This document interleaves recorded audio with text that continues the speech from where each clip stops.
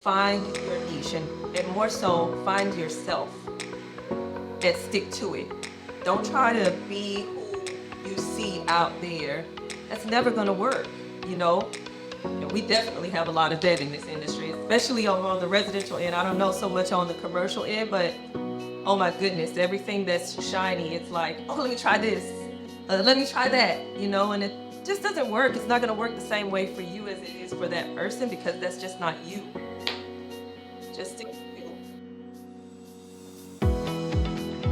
Welcome to the Performance Mindset Podcast. I'm Amy Calandrino. I'm CEO of Beyond Commercial. After a decade of providing expert commercial real estate advice and consultation to both business owners and investors, I want to share some of the most inspiring and influential leaders I've met along the way.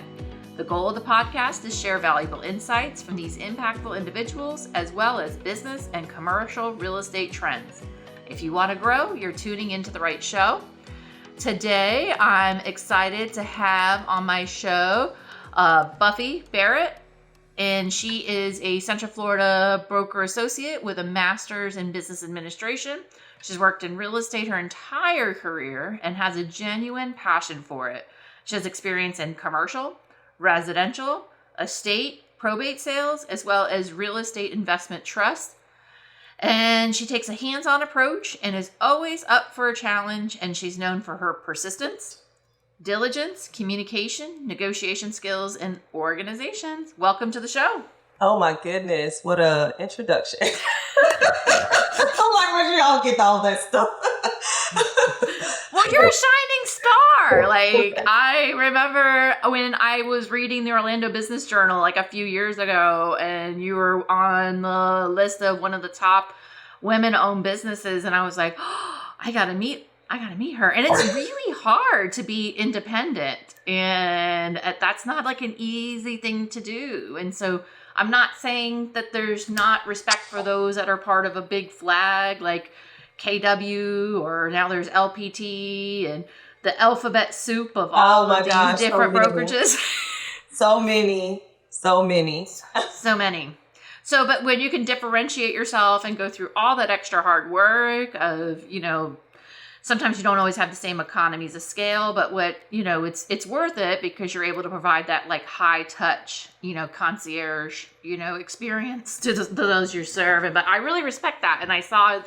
And then what was great was, I reached out to a lot of people on that list, and it was interesting that only, not everybody's always like open to meet new people, and you had responded to me, and we've been able to kind of collaborate, with your involvement with the African American Chamber of Commerce and otherwise. And I was like, I need to have her on my show. No, I really appreciate it. It is hard. And actually, at the time that you reached out to me, I was really trying to reach out to other business owners in this area because it is so hard to gain relationships and be able to network with others without them looking at you as competition. Yeah. First and foremost, we're women. I don't care from what walk of life we come from. I think that it helps to just collaborate and try to see, because none of us do all of the same thing all at the same time. So I think that it's good that, and I was so thankful that you reached out to me because I was like, there's somebody out there that is okay with connecting with other people. That's cool. That's what we're supposed to do.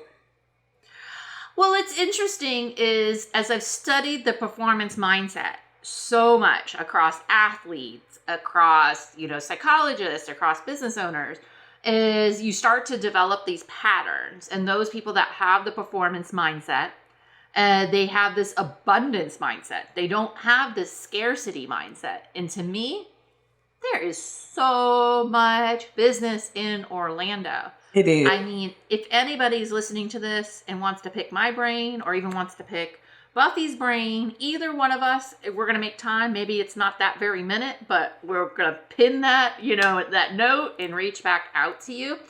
But I also noticed like a lot of people may have this like more fixed, mindset, and they have this scarcity mindset, and they're like afraid. And so they allow like fear and, It wasn't too long ago, actually, and I haven't talked about this on my show before, but I reached out to a local small business organization because I'm still wanting to grow and I don't know what I don't know. And so I was looking for a mentor. And I thought I was going to get paired with someone who was also like a broker doing some development. At the end of the day, I was told by that person that we knew too many of the same people and he feels like it would be like a conflict. And I was just like, okay. All right, thank you, next. I'm like, that's fine. I'm like, I will just figure this out on my own. I do have actually shout out to my business coach, Daryl Parker, who's been on by my side for like the last 2.5 years. He's been there for me, but like, and he lives in New Hampshire. I actually just met him in person over the summer. But yeah, it's interesting. Have you noticed that too? Oh my goodness. And you just kind of like make mental notes and then you know. Yes, especially like, I have my CAM license as well. And at one point I was entertaining. I think I definitely was a glutton for punishment, entertaining, managing HOAs. Actually went to interview with one, actually was hired with one and was quickly fired by that one. Funny thing though, is I got a call a couple of weeks ago that same neighborhood that did not want to utilize my services because they thought it was, I guess, a competition with me being already in the industry in another way.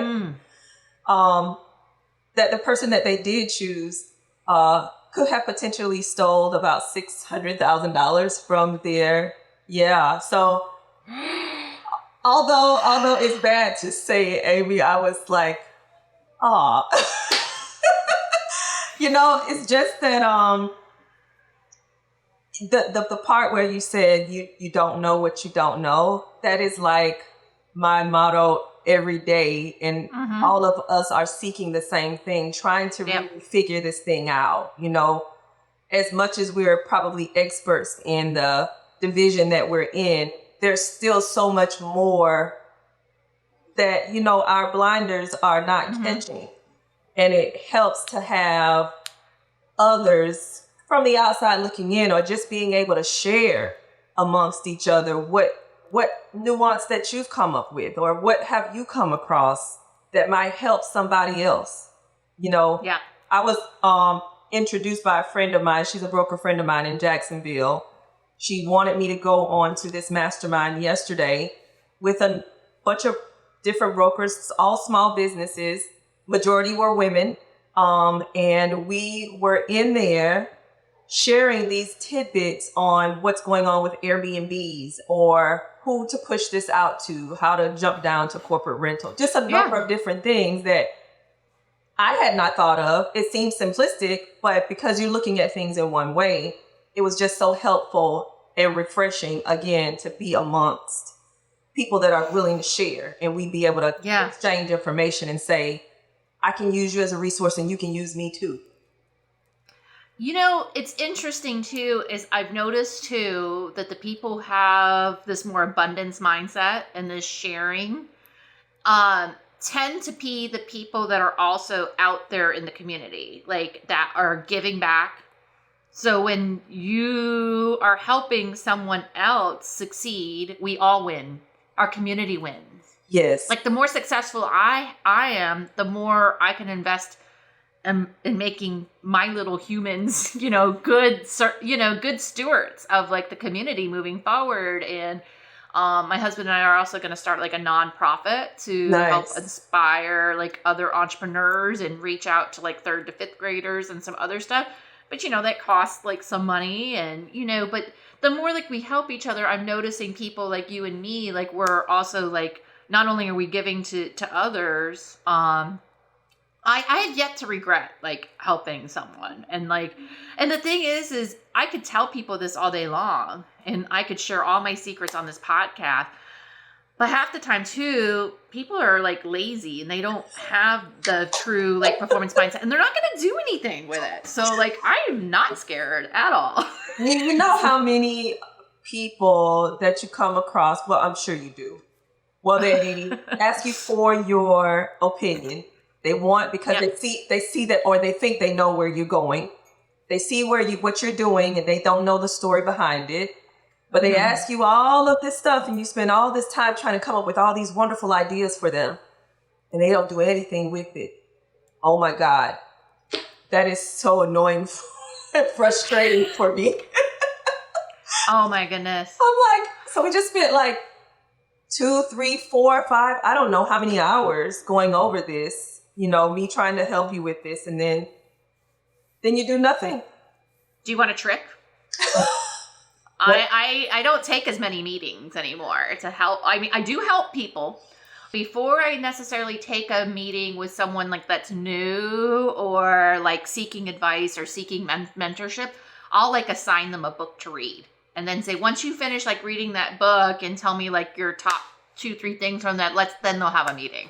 I learned that from someone. It's like, it seems like it's mean, but then you're not, if they can't do that one thing, then you're just wasting your time. It's very And it's not like you're giving them busy work. You're giving them, like, they've already came to you. They've already said, like, this is the problem that I have. Well, hey, from my experience, I've found this, and this to be really like helpful.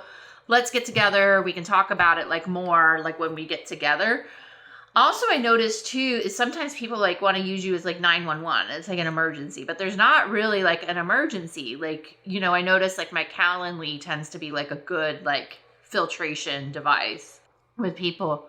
Oh, but I wanted to circle back around to that Cam on property management thing. As we talking about that, it was interesting. I call that boomerangs. Like, you do all the right thing, you tell them everything, and they go and do like the opposite of what you say, and then they come back to you. And I call it like a and a I told boomerang. them, I have no interest in taking on that community. Actually, I found out that wasn't. I'm a huge proponent. I took this class on RGAs, right, or income revenue generating activities, or whatever. But that was one of the biggest things that I have learned doing this is, if it's not a revenue generating activity, what am I doing it for? Oh, yes. Yep, what am I doing this for? So Amy, I could tell you how quickly I shut that thing down. I shut the whole company down because I was like, if I'm going to be wasting time babysitting adults to try to get this paycheck, it's not worth the energy. I could be doing much more with residential matchmakers than this thing over here. Forget it. I'm out. Well, that was the whole precipice of my podcast. Is I went through this whole babysitting exercise for a few years where I thought the thing for me to do was to get bigger, as in size of people. And not everybody had the same work ethic as me, and not everybody had the same way of doing things. And so I was like banging my head against the wall. And then they were always like, I would feed them like mama bird, and they're like, more, mom. And I was so miserable. I was financially drained, emotionally drained, and like I kind of like felt trapped. But then I just had to take action to reorganize, and now I've reorganized my company, and like I'm the happiest like I've ever been. But then the same thing with clients. I've decided whoever's going to work on my team, whoever's going to be my friend, whoever's going to be my team, whoever's going to be my friend, whoever's going to be a client, I got to like enjoy it, and I got to be like appreciated. And I can't let myself be treated like a doormat anymore. And I noticed that the more and more and more you're really careful about who you have in that circle, that you don't get drained. And instead, I'm going to leave this podcast. I'll probably be skipping down my hallway because like these things just energize me so much. Yeah, like it's so fun. I was having this conversation with one of my girlfriends, and I told her, we got to talking, and one of the things that I told her, she should do this. And I said, what is going to help you is to mind your business. Literally mind your business. I mind my business now. I mean, all that helping that I was trying to do before, while your example is nice and sweet and whatever, I probably will use that when I'm not as hurt and saying, I have nothing for you. I'm minding my business. I need you to mind your business. Because I've spent so much time as we were I just say saying. I don't have bandwidth or whatever. That- I have a yeah. bunch of like things pinned in my phone of nice ways to say like no. And I think that's the biggest thing is protecting your energy, protecting your time, doing things that are revenue generating, doing things that are building like your soul and your character, like all those things. Like Yes. how much more impactful. And those people that like, I mean, I hear about people talking about me and they're like, how did Amy get that client? And da da da da da. And I've also had people trying to steal them now lately. And these guys from other brokerages. I haven't had a girl, but it's been guys, and they feel like entitled. And well, I've been working my ass off. Look, when you use the key word entitled, right? That's a form of greed. Yeah. Which we have a lot of in this industry. So like I said, like when we talk about performance mindset, then you talk about the abundance versus the scarcity and all that kind of stuff. You start to come up with these attributes. And when you start to see those attributes, I notice people that have this fixed mindset, they tend to be fake nice. Like the people that come on like super syrupy, I'm like, uh-oh. What's under this? What do you want? Have you noticed that? Oh, gosh. Have you noticed that before? Yes. I didn't notice it before, but the more and more I do this podcast and the more like I've been like around the right people and the more I've been putting my priorities straight, I can see it. I'm like, oh. I definitely have attention. Views of, when I'm first meeting a person, I'm more so, not that I'm watching them, but I'm watching them, right? Because I want to know how you're coming across to me. Is it genuine? Do you really want to know who I am? Because I really want to know who you are. That's how we find connections in this world, not just even in this industry. I really want to see how I can help you. And I want you to genuinely see how you can help me. Right. Because otherwise I don't want to make time for it. And it's bad to say it, it's just that's the way that It's not though, because then you're impactful. Like I tell people when I'm first starting them out on a deal, sure, tell me about what real estate you want. But I need to understand your family, the why, and all the other things. And I know you have a similar approach. And probably for the listeners too, why do I have someone who's in my same exact market, who is a woman, who does a lot of the same things that I do, is because I think that I may not be the best fit for everybody. And if you're not going to use me, I want people to know about Buffy. And then maybe there's something that you need to help. Yeah, nobody does it like Amy does it, right? Yeah. Nobody does it like Buffy does it. Nobody does it like whomever you have on your team does it, Yeah. And that's just the way that it is. You're going to resonate with whomever you resonate with. That was one of the first things that it was someone that's not even in our industry. When I got into it almost 14 years ago, the woman, she told me, she said, find your niche and stick to it. I didn't know what that meant at that time, but over time, it's definitely, I still hear her in my ear telling me, find your niche and more so find yourself. Yeah. And stick to it. Don't try to be who you see out there. That's never going to work, And we definitely have a lot of that in this industry, especially on the residential end. I don't know so much on the commercial end, but oh my goodness, everything that's shiny, it's like, oh, let me try this. Let me try that, and it just doesn't work. It's not going to work the same way for you as it is for that person, because that's just not you. I was listening to a podcast last night because I can't stop myself even after I stop working. But he was saying if I only have like 100 units of my brain or something like that, you got to pick what it is you're going to work on. And if not, you got to write it down and just kind of leave it off to the side. But it's definitely interesting. So let's talk about you. We've had great conversation, but I'm interested,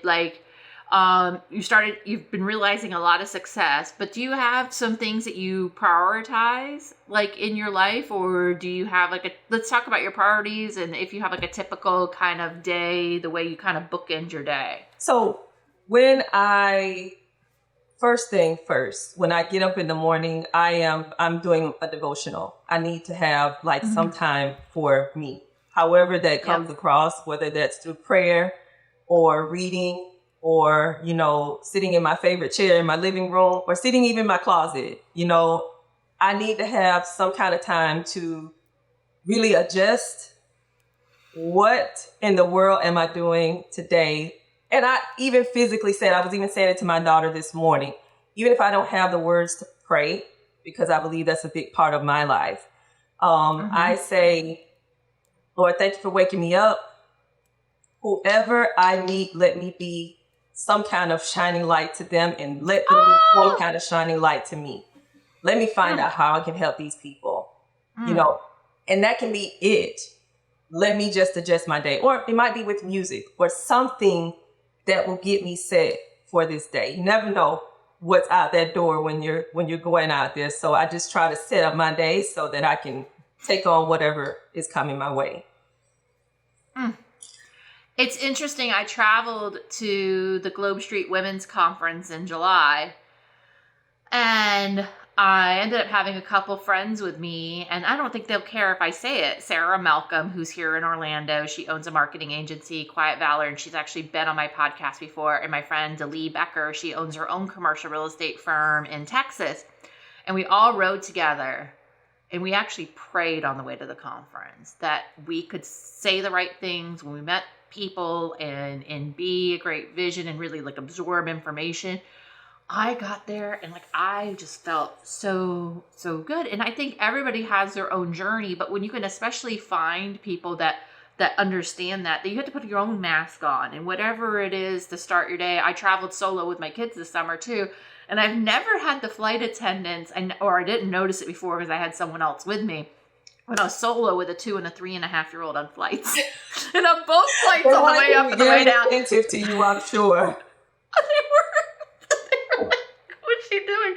But they came to me and they said, okay, so if anything happens, put your own mask on first. And I'm like, but the more that we, and you were saying like mind your own business, it's almost like you got to put your own blinders on. Because if you don't preserve yourself, how are you going to help anybody else? Really true. Really, really, really true. But as far as like priorities, that's one of my first things that I want to do before I leave home. If I don't do it, for me, I just don't find that my day is going as productively as it probably should have been.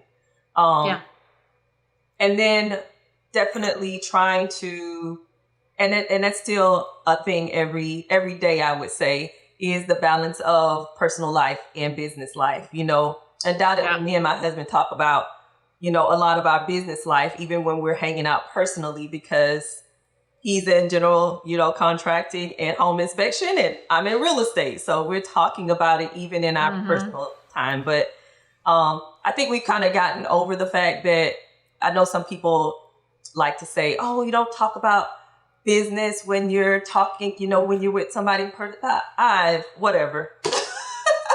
No, it's like you got to. You have to structure your relationship, your time with your kids, your personal life, the way that fits you. Yeah. Not according to whatever else is going on with somebody else. That's for them. That's not for me. Well, and I used to worry what people would think, and now my clients understand that my kids are very much a part of my life, and most of the time they're in daycare with a nanny, but every so often I have to take them with a showing, and they're holding a floor plan and the flyer for me, and it is what it is. Yep. And of course I train them to be kind and curious individuals. I think those are like the top 2 traits, because if you're like kind, you're going to be like honest, you're going to have integrity. And if you're curious, then you're wanting to be learning and sharing and all the other stuff. But, they're good. They're good. And they've been going to restaurants since they've been like 8 months old. So, and they're learning a skill. Even right? days old. Like, I mean, they know. And like, they hardly misbehave if like they're somewhere. They know what they need to do. But most of the time, I mean, I want to be 100% focused on what I'm doing. But no, I agree. You have to. And if people don't, I did lose a client this summer vacationing, and it wasn't a client, it was a referral from someone out of market. And I had lost a couple family members this summer, and I moved my offices around. I lived 10 lives in the month of June this summer. So, and I had to take off the 4th of July weekend. Like, it was going to be my first break for the summer. And they ended up blowing up my phone like 3, 4, 5 times in the matter of like a day and sending me like 3 emails. And then I saw them. I'm like, oh, so glad that you reached out. Let's set a call for right after 4th of July. I have some things I have to wrap up before this weekend. I know that you're needing a status update. Here's the status update, but we can talk about this more after the 4th of July. And then they told me that I'm not communicative. After also, by the way, they were slow rolling me on some other stuff. But anyways, it's so funny though. I've definitely gotten that. But I mean, it's not the right fit. Then I mean, it didn't matter. I've just learned to say, well, that was God's way of moving them on to somebody else. Maybe that's going to help them the way that they want to be helped. I don't know. You can't please everybody. I don't know what more I could have done. And they're like, you could have gotten the phone for 5 minutes. I have yet to have a 5-minute phone call with your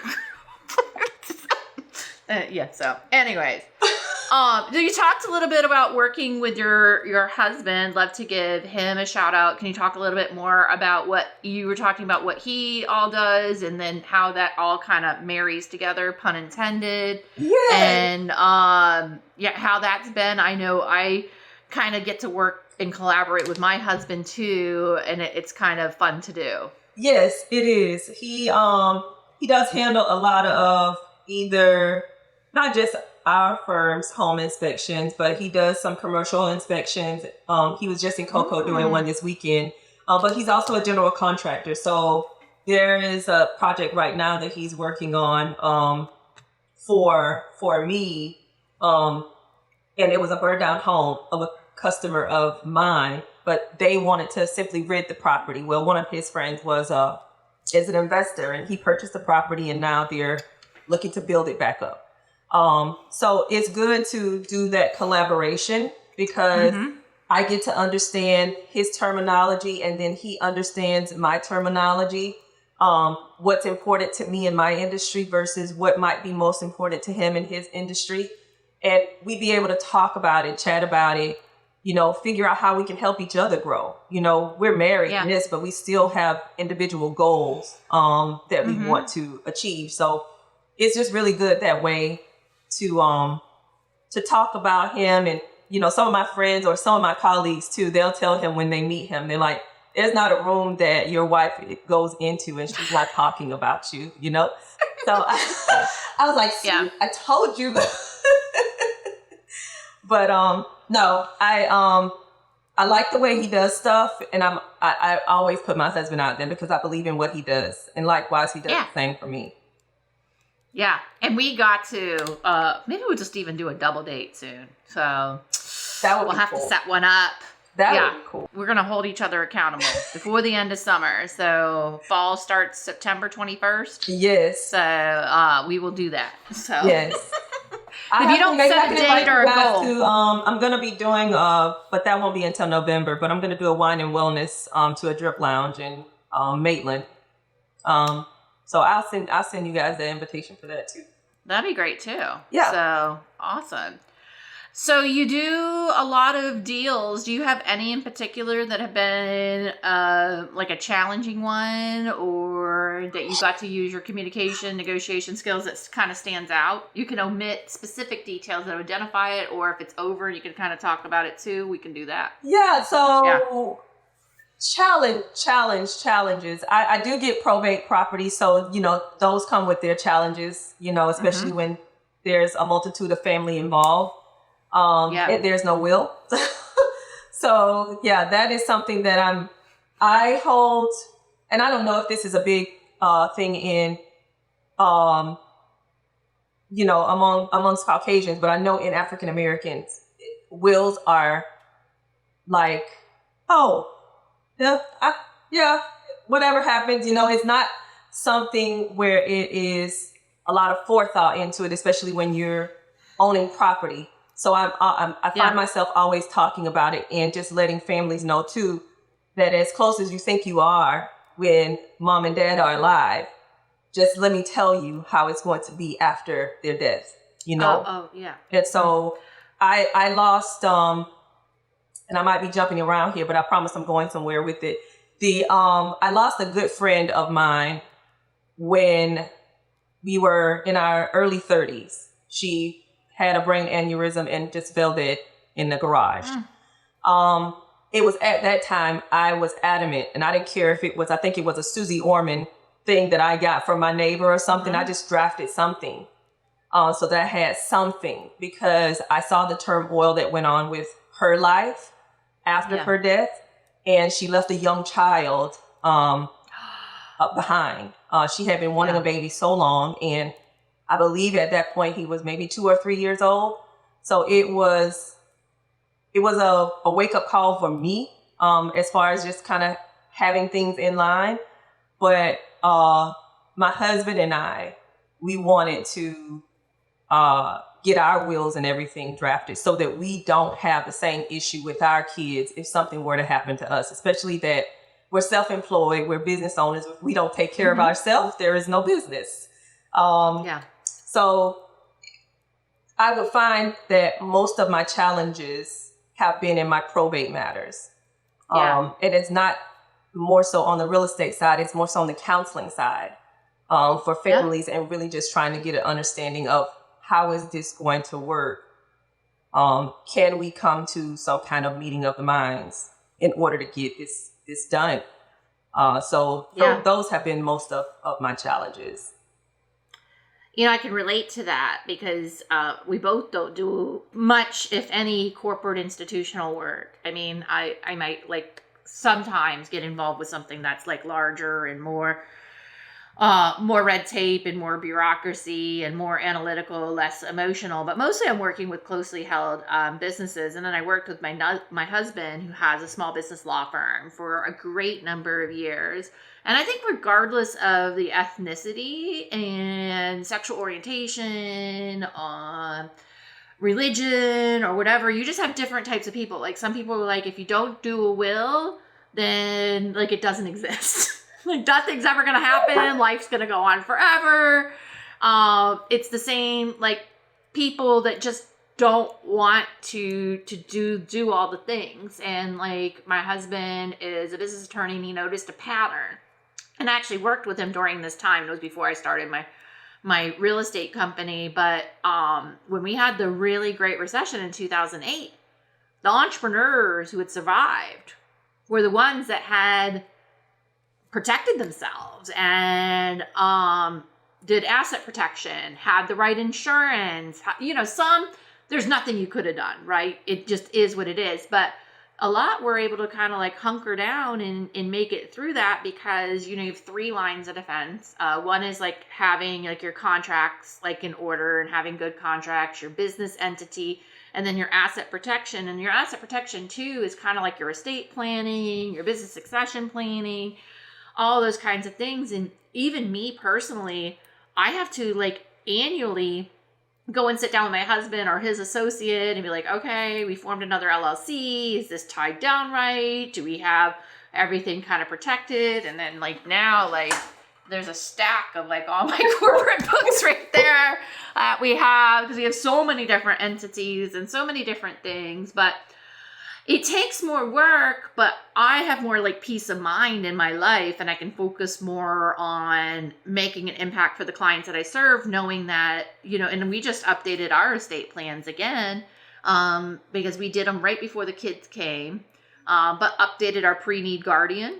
I mean, maybe some people want their parents to take their children, but maybe people have other people that they would like to. I actually just got a text while on this show that someone just wants to make me a pre-need guardian. Oh my goodness. An emergency contact. So I'm like, okay. Oh my I'll be goodness. another one. I'm going to have a house. I'm going to need a bigger house, but no. But I mean, you just don't know, and they got to take care of that stuff. But I can agree with you. I think you like, it takes more work, but you also build the relationships. I don't want to have superficial relationships with friends or teammates or clients. I feel deeply. And I just am more of like, I want a deep person. And when I've been in more of a phase when I had all of those agents and I was trying to be more corporate-y.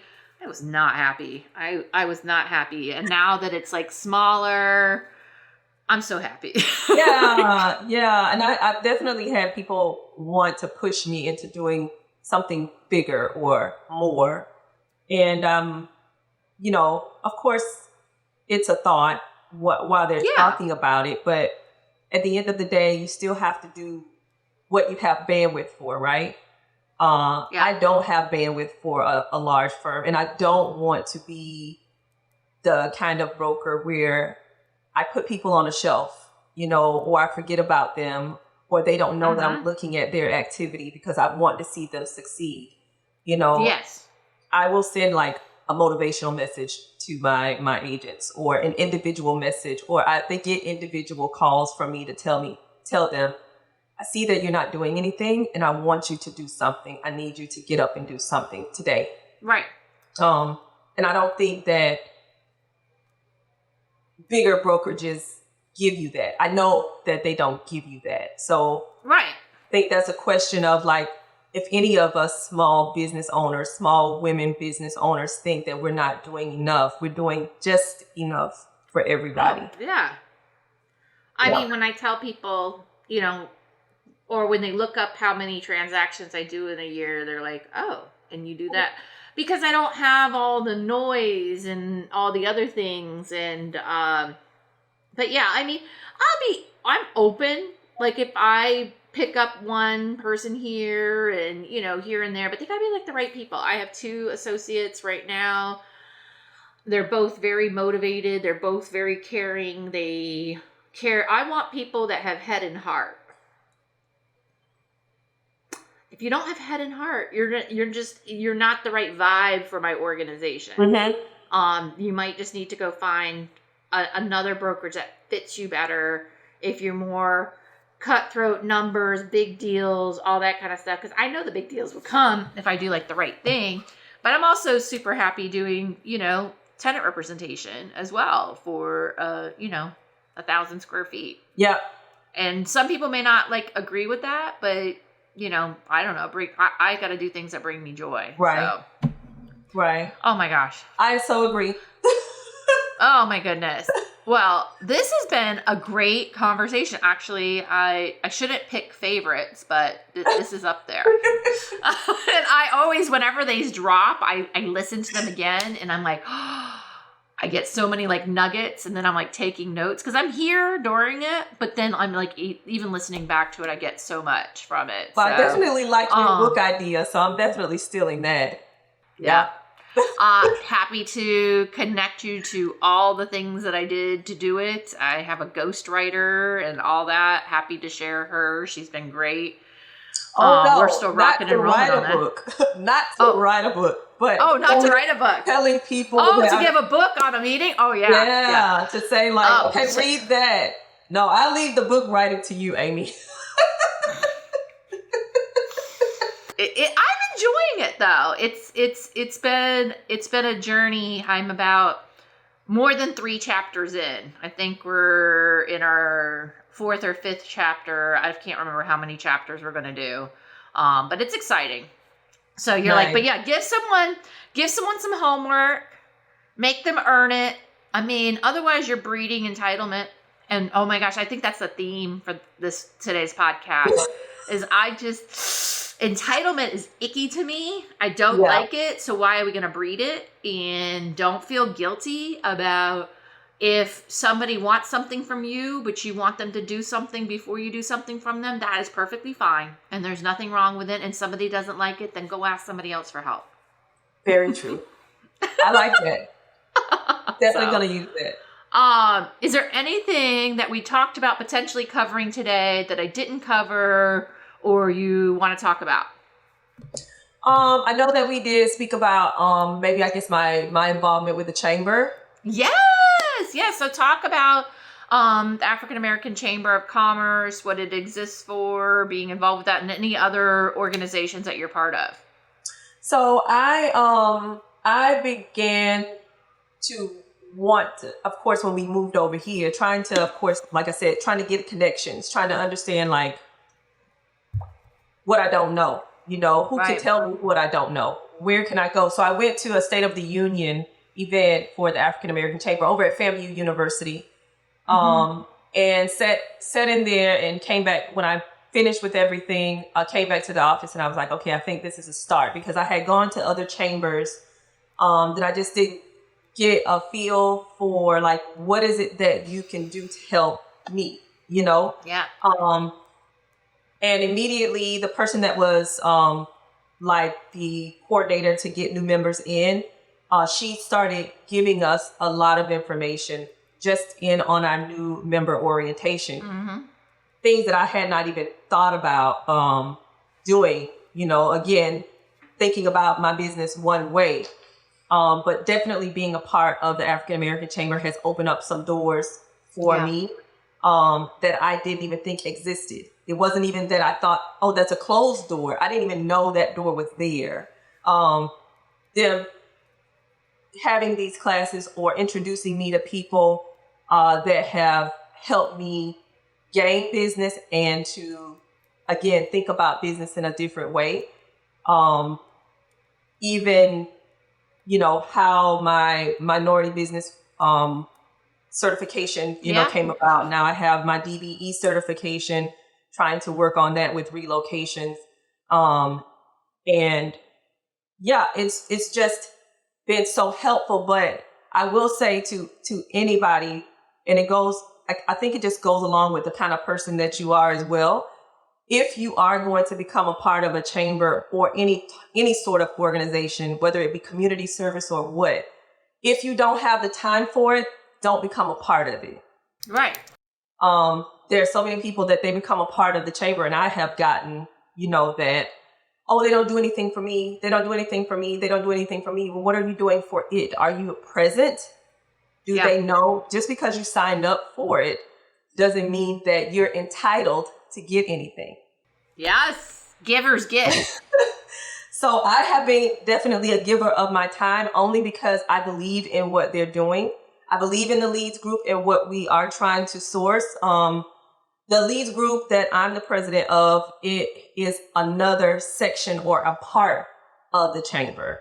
What we do in my particular one is we offer business tools and ideas and referrals and leads to each other to hopefully help build the business. So the $75 that we ask, and this is a separate fee outside of being a part of the chamber, and that's just a year.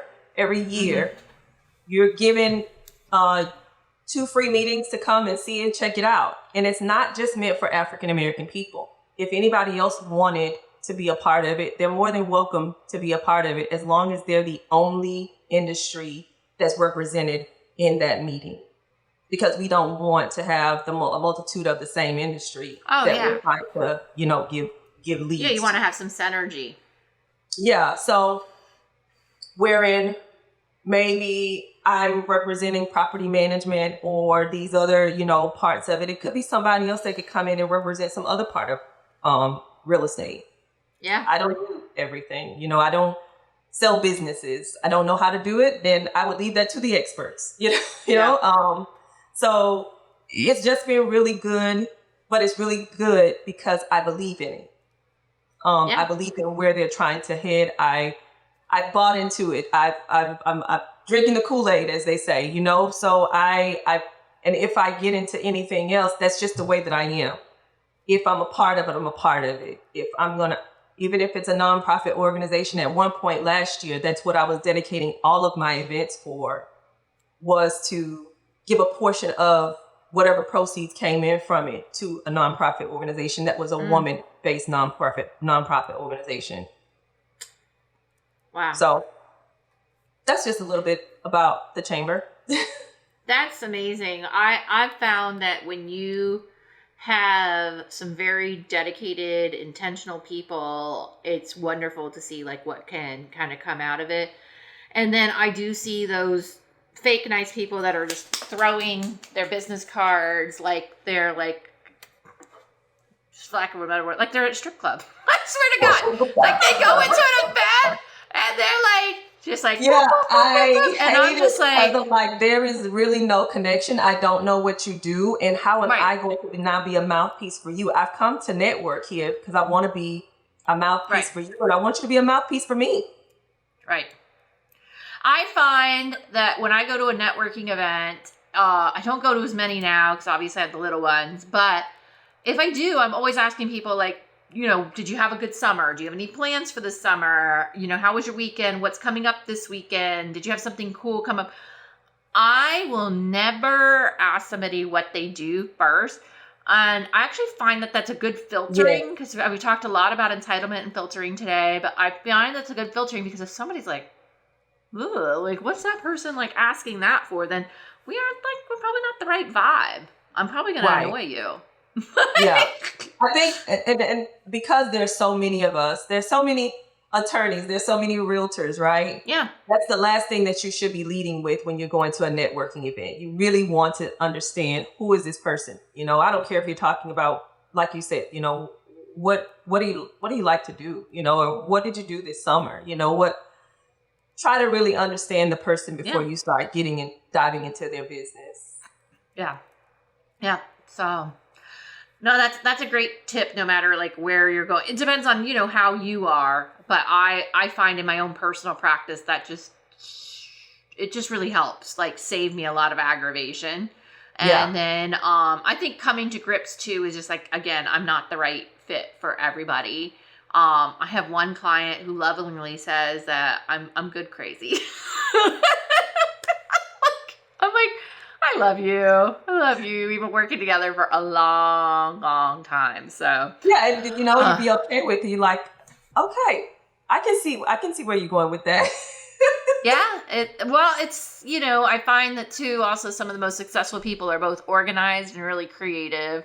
And sometimes that creative zaniness, that energy, can kind of come across a little kooky, but oh my gosh. Well, this has been so fun. We may even have to do a part 2. And then we talked about potentially even too, we can maybe have, we can have your husband on too. So we can do that maybe next time, do a part 2, talk about that. And then I knew the last note I was going to make for myself on my Apple Notes is follow up with your husband, like on any of my upcoming inspections. So I just, you have to make it intentional and we'll get dinner going. Yes. Well, cool. Well, how do people find you if they want to connect with you? Because you're happy to connect if somebody wants to connect. Absolutely. Absolutely. Our firm's website is myresidentialmatchmakers.com. Of course, you can find me also on agentbuffyrealestate.com. We are on Facebook, LinkedIn, and Instagram under Residential Matchmakers. And our office phone, 407-286-1698, or you can always call me directly, 321-332-4503. Awesome. Well, I really appreciate your time again, and I know we're going to be getting together soon. Thank you so much, Amy. And thank you to everyone who's tuned in today. Let's continue to go beyond and strengthening that performance mindset. I'm Amy Calandrino and signing off.